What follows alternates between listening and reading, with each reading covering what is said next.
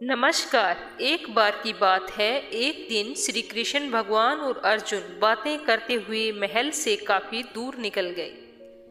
उन्हें जाते हुए रास्ते में एक गरीब ब्राह्मण को भिक्षा मांगते हुए देखा। अर्जुन को उस ब्राह्मण पर दया आ गई। उन्होंने उसे सोने के सिक्कों से भरी हुई एक थैली दे दी। ब्राह्मण बहुत ही प्रसन्न हुआ और वो सिक्के लेकर घर की तरफ चल दिया। जंगल के रास्ते में उसे एक चोर मिल गया जिसने उसके सिक्के लूट लिए। ब्राह्मण बहुत दुखी हुआ और सोचने लगा कि मेरा भाग्य ही खराब है। यह कहता हुआ और अपने भाग्य को कोसता हुआ ब्राह्मण पुनः भिक्षा मांगने के लिए आ गया।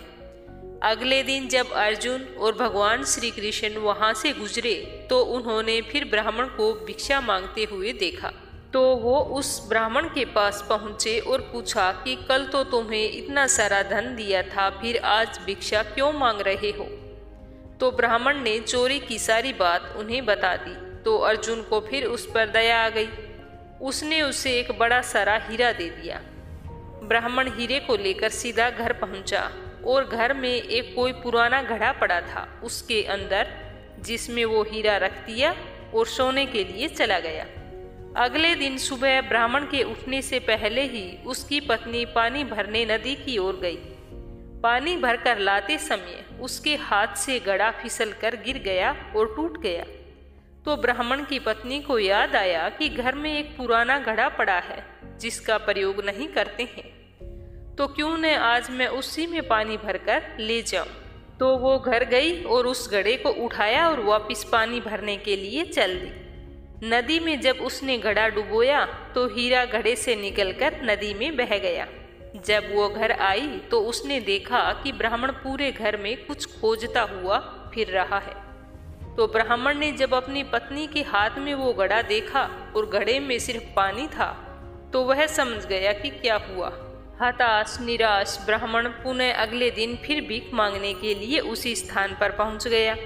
संयोग की बात, अर्जुन और भगवान श्री कृष्ण कहीं से फिर से लौट रहे थे तो उनका ध्यान फिर उस ब्राह्मण की तरफ गया। तो उत्सुकतावश वो उसके पास पहुंचे और पूछा कि अब तुम्हें भिक्षा मांगने की क्या जरूरत आन पड़ी। तो ब्राह्मण ने फिर अपनी राम कहानी सुनाई। तो उसकी दुर्भाग्यपूर्ण कहानी सुनकर अर्जुन श्री कृष्ण से बोले कि इस आदमी की किस्मत में सुख समृद्धि नहीं लिखी। मुझे नहीं लगता कि अब मैं और इसकी मदद कर पाऊंगा।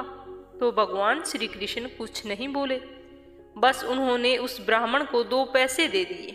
ब्राह्मण ने वो पैसे लिए और घर चला गया। ब्राह्मण के जाने के बाद अर्जुन बोले कि जब मेरे इतना सारा सोना हीरा देने के बाद भी उसका भला नहीं हुआ तो भला आपके 2 पैसे से क्या उसका भला होगा। तो भगवान श्री कृष्ण मुस्कुराए और बोले कि देखते हैं क्या होता है। ब्राह्मण अपने भाग्य को कोसता हुआ घर जा रहा था। रास्ते में उसने एक मछुआरे को देखा जो कि एक ताजी बड़ी मछली पकड़कर लेके जा रहा था। मछली उसके जाल में तड़फड़ा रही थी और छूटने का प्रयास कर रही थी। तो ब्राह्मण को उस मछली की स्थिति देखकर दया आ गई। तो ब्राह्मण ने सोचा कि इस 2 पैसों में मेरा क्या भला होगा, क्यों न इस मछली के प्राण ही बचा लूं। तो ब्राह्मण ने वह मछली खरीद ली और उसे पुनः नदी में डालने के लिए चल पड़ा। नदी में फेंकने से पहले उसने देखा कि मछली के मुंह में कोई बड़ी सी वस्तु अटकी हुई है जिसकी वजह से वो सांस नहीं ले पा रही है। जब उसने मछली का मुंह खोलकर देखा तो उसके मुंह में वही बड़ा सारा हीरा था जो उसे अर्जुन ने दिया था। ब्राह्मण हीरा पाकर खुशी से चिल्ला पड़ा और बोलने लगा, देखो देखो मिल गया, आखिर मुझे मिल ही गया। तो उसे थोड़ी दूर पर वही चोर जा रहा था जिसने ब्राह्मण के सिक्के चुराए थे। जब उसने यह आवाज सुनी तो ब्राह्मण को नदी की तरफ से आते हुए देखा तो चोर तो डर गया। चोर ने उसे देखकर पहचान लिया था कि यह वही व्यक्ति है जिसके सिक्के उसने चुराए थे। ब्राह्मण के चिल्लाने की आवाज सुनकर उस चोर को लगा कि ब्राह्मण ने उसे पहचान लिया है और वो अब उसे पकड़कर सजा दिलवाएगा। तो चोर ने ब्राह्मण के पैर पकड़ लिए और बोला कि अरे भाई, मुझे माफ कर दो, अपने सिक्के ले लो, पर मुझे सजा मत दिलवाना, मुझसे बड़ी गलती हो गई। ब्राह्मण क्या बोलता, पर वो सारा माजरा समझ गया। उसने चोर को माफ कर दिया और अपने सिक्के ले लिए और खुशी से मगन होता हुआ अपने घर की तरफ चला गया। अगले दिन ब्राह्मण सीधे अर्जुन के पास पहुंचा और उन्हें सारी बात बताई। ब्राह्मण ने अर्जुन को धन्यवाद दिया और चला गया।